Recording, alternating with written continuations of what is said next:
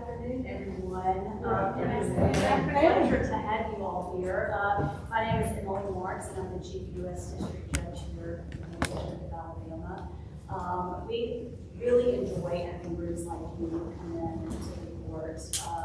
The court this court particularly is steeped in rich history, and much of it happened in this very courtroom. This is the very courtroom where some of the seminal civil rights cases were heard.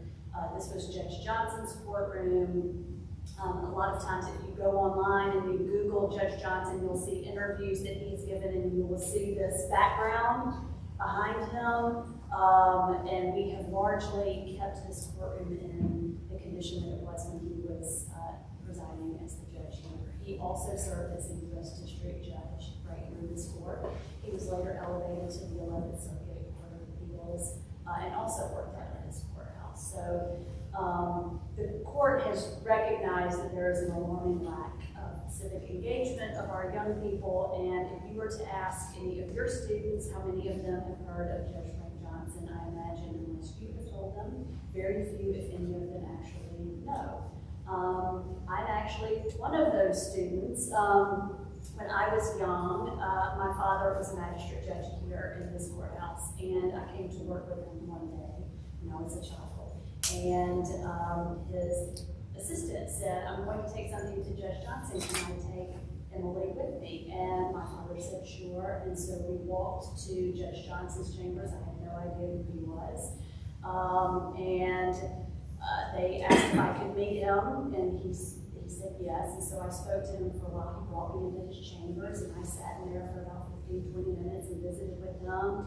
I came out, and I went back to my father, and he said, "Wow, you've been gone a while. Where have you been?" And I said, his assistant said, "She was just talking to Judge Johnson." And my father said, "Are you kidding me? That's amazing." He came home, he told my mother, she couldn't believe it. They acted so excited about it that I said, who is Judge Johnson? I don't understand why you're so excited. So they gave me a book to read about him, and so I read the book, and by the end of the book, I could not believe that I had the opportunity to actually sit down with this person. He had done so many incredible historic things, and I immediately felt so fortunate that I had the actual opportunity to meet him. And that's the type of thing that we want to happen for our students and our children, is that they actually go and learn about these figures and these historic individuals who helped shape our nation and were particularly important to this branch of the government. So one of the ways in which the court has sort of taken steps to address this lack of civil engagement in our young people is to, again, host events like this.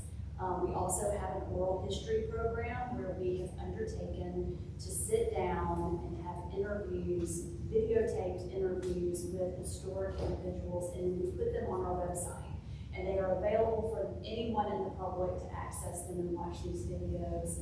And you can go, and I encourage you to go. We have, if you Google Middle District of Alabama, our website will pop up, and you can click on oral histories, and we have all of these videos available for you to watch. There are links to multiple videos with multiple of our historic figures, either our judges, lawyers, who have shaped Alabama, and particularly the court. You can watch them and learn so much about what has happened. And my hope is that you'll go back and bring to your students your experience, like I had meeting Judge Johnson, just sitting in this courtroom and looking around and thinking, I'm sitting in the very room where Rosa Parks sat, or where Martin Luther King sat, and where they made arguments to the court that actually resulted in opinions that affected change in the country that was absolutely necessary. And that while it was chaotic outside of this building in Alabama, here is where people came to find reason and common sense and the Constitution. So I want you to, if you leave with anything today, I want you to leave just with that sense of awe of the preservation of the history that you've been able to experience with us today. Judge Thompson is going to be coming in and is going to talk to you about the courtroom particularly, I'm sure, and the history of this particular court. But do you have any questions about what we do, anything you'd like to take back and communicate to your students? And you all are teachers of what, K through 12? Do you have anything you'd like to bring back to your students that I can help give you some information that might be interesting? I know, yes. So what, this is the district court, what appeals court does this feed to? Sure. Yes, Alabama, Georgia, and Florida are in the 11th Circuit. And so any appeals that are taken from anything that happens in our trial courts are taken to the 11th Circuit Court of Appeals. It's made up of judges from those 3 states. We have 3 judges on the 11th Circuit Court of Appeals from Alabama. I think there may be 3 Georgia judges, and then the remainder are from Florida, and it's all based on numbers and population. And they are located in different areas. So Judge Johnson, he was elevated to the 11th Circuit, worked out of the Montgomery Courthouse. Out of 3 Alabama 11th Circuit judges are in Birmingham Courthouse, but that changes depending upon who's And they don't ever hear, like, isn't it called on bank or on bond? Yes. Do they ever hear the cases in that way? Absolutely. They have, and in fact, the number, it may be that I'm just paying more attention now that I'm on the bench, but it seems as though the 11th Circuit has been taking more cases en banc than I historically remember. But when that occurs, en banc appeal, generally speaking, so say I've made a decision in a case, a party wants to appeal it, they will appeal it to the 11th Circuit Court of Appeals. It will be heard by a 3-judge panel. So in order for a decision by me to be reversed, it takes 2 out of those 3 judges to find that I'm going to be reversed or affirmed. And if the full complement of 11th Circuit judges look at what that 3-judge panel did, and they say, well, I actually don't think that should be the law of the circuit, or I disagree with that, or I think the full court needs to hear this, it's an important issue. They can vote about whether or not to take it up en banc. If it is taken up en banc, then the panel opinion is withdrawn, and then the full complement of active 11th Circuit judges, and believe there are 12 active judges, will hear the case together, and then they will issue an opinion, and it will be a majority opinion. Do the judges initiate that process, or does the petitioner in the case do that? Either one of those can happen. You can, a party can petition for what they call rehearing en banc, and then the court will look at it. I do believe that it can be done on a motion. Yes. So this year there were some cases that that were ruled at the Supreme Court level that caused a lot of uprising and frustration with my junior class students, and also a feeling of helplessness. And I'm wondering how you would recommend students respond when a ruling comes down that feels like they feel their hands are tied. How could I support students in some sort of action, and what would that look like? Sure. Well, remember there are 3 branches of government, and so if one branch of government does something that you don't particularly agree with or like, you're not limited to doing something with that branch of government. So individuals who don't like an opinion that has come out of the court can go to the legislative branch of government. And that is really where a lot of individuals have power to advocate. The judiciary, we're Article 3 judges, which means we are appointed for life. We're not accountable to the people in the same way in which the first and second branches of government are. So I would say, if you don't like something the court has done, go to the other 2 branches of government who are more directly accountable to the people in the judiciary, because we're courts of limited jurisdiction and we are not legislators. And so if there have been cases, I can give you an example.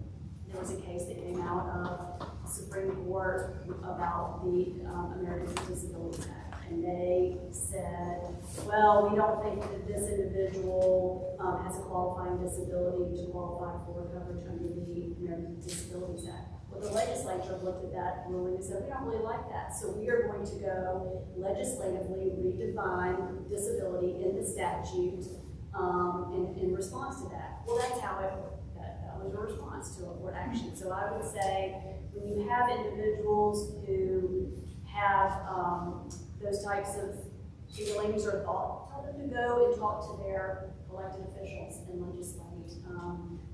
What you don't want to do is attack the judiciary branch of government when you have all of these options at the legislative and executive branches. Yes. I don't know if this is a balcony, but were these courtrooms segregated? Yes, and I'm confident that's a very good observation. And Judge Thompson will talk to you about that, but they were. This is where African Americans would have sat in the courtroom. Where were the separate bathrooms at, do you know? I don't know that. I don't know the answer to that question. But Judge Thompson has a very, if he does not bring up the balcony, and I'd be shocked if he doesn't, but he will be able to give you some reasons to that. But that was a nice observation about the architecture. Yes. Any other questions? Yes, sir. What's the age of the courthouse? The age? Mm-hmm. This courthouse was built in the 1930s? 1930s. Okay. Now, we have an annex to the courthouse as well. So this is the Franklin Johnson Jr. Courthouse. And then we have the courthouse annex, which was built in the early 2000s. So it's about 20 years old. So that's where my office is located. Judge Thompson's chambers are located here, and this is Judge Johnson's chambers. The park ranger mentioned that freedom riders actually came and found sanctuary here. Could you tell us about that? I don't know the story about that, but that would be a great question for Judge Thompson. You know anything about that? Have y'all seen, this is one of our magistrate judges, Judge Patricia Adams. Yes.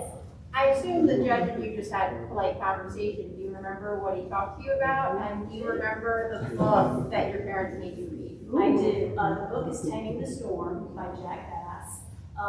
And the conversation, it's funny that I remember the conversation pretty clearly because at the time I wouldn't have known. I'm thinking that because the reaction was so significant that it solidified the memory in my mind. But we talked about, he asked me what I wanted to be when I grew up, and I told him I wanted to be a lawyer.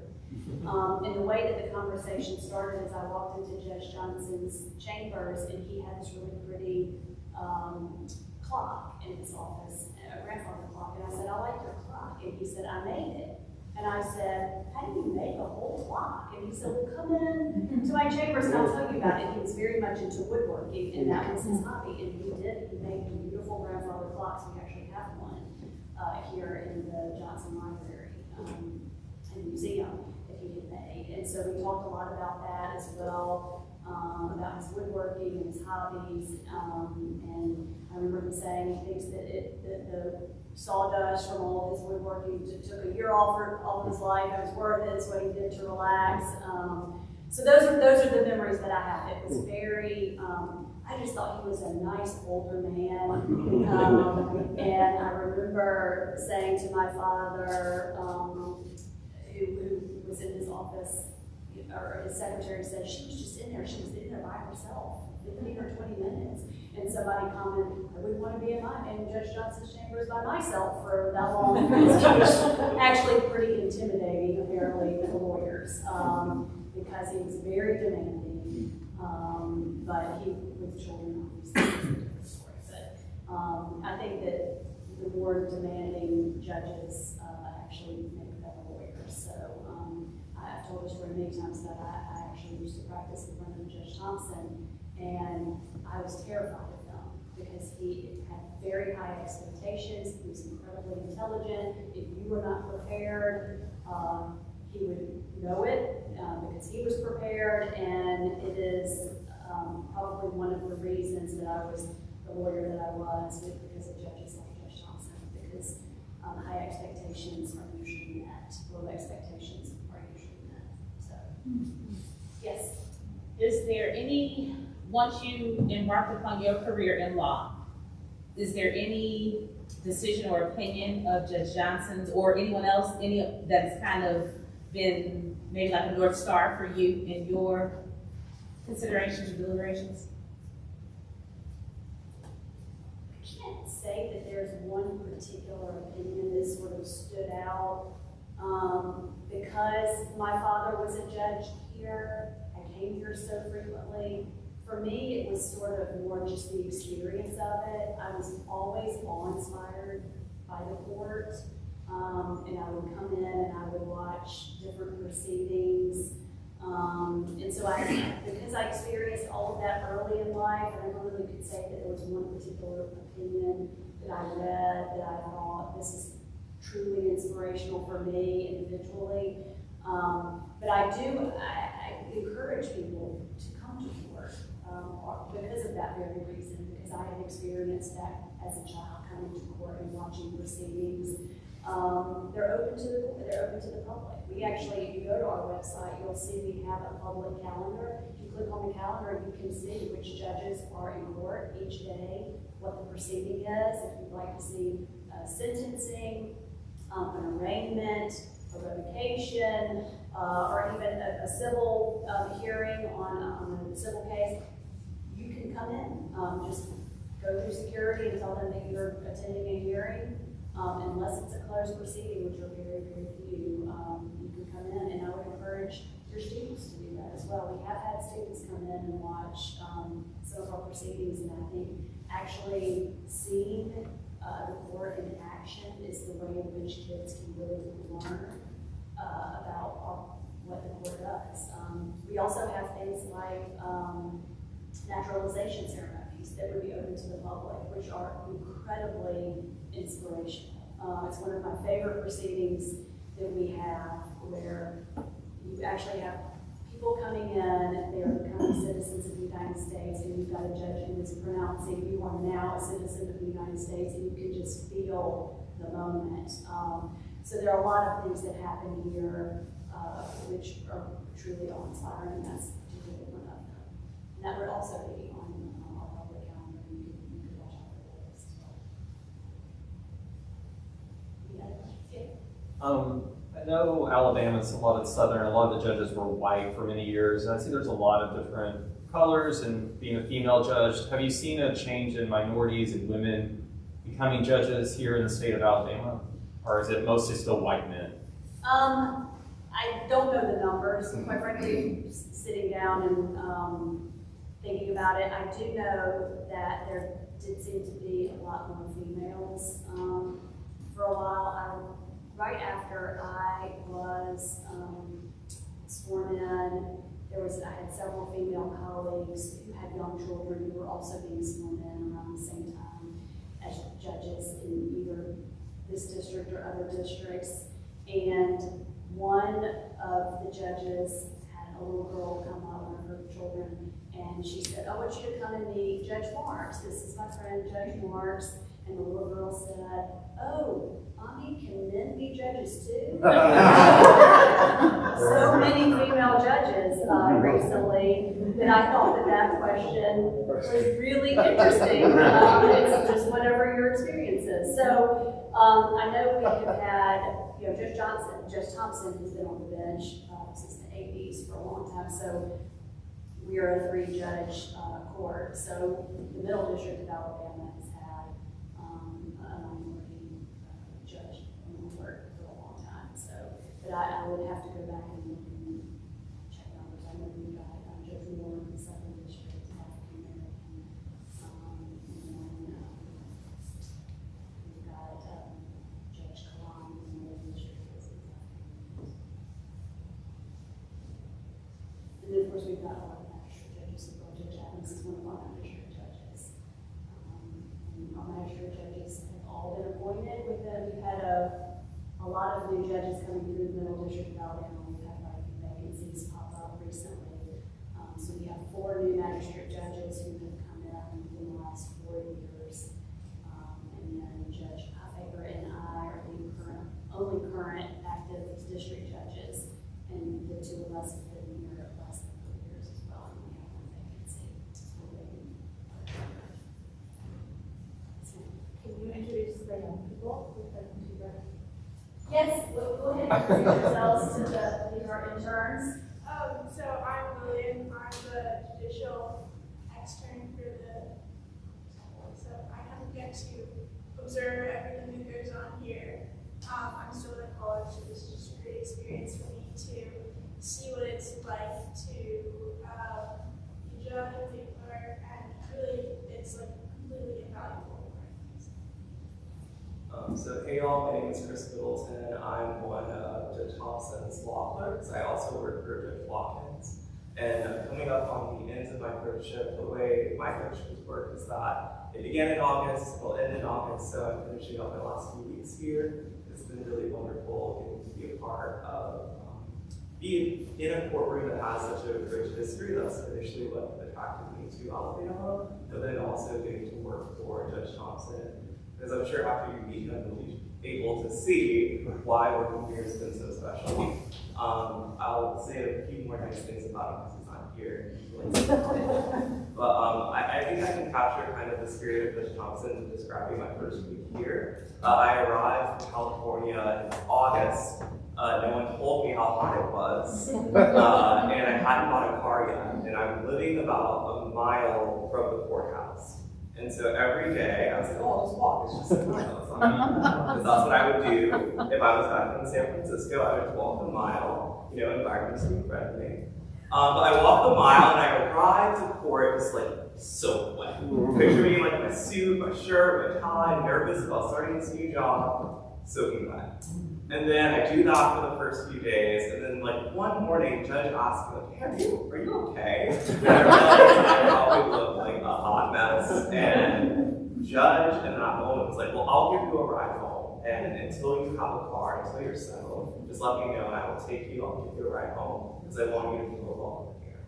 And perhaps it's not the most expected thing, but it was just a little bit of kindness that really made this place feel amazing. And I think it's the kind of thing that you may not always expect from a boss, but that kind of encapsulates the way I think that Judge Thompson just extends kindness to so many people, whether it's on the bench or in his personal life, or as a great boss. So I'm excited for y'all to get to hear from him. I'll go and see if he's working out. But yeah, I'm happy to answer questions.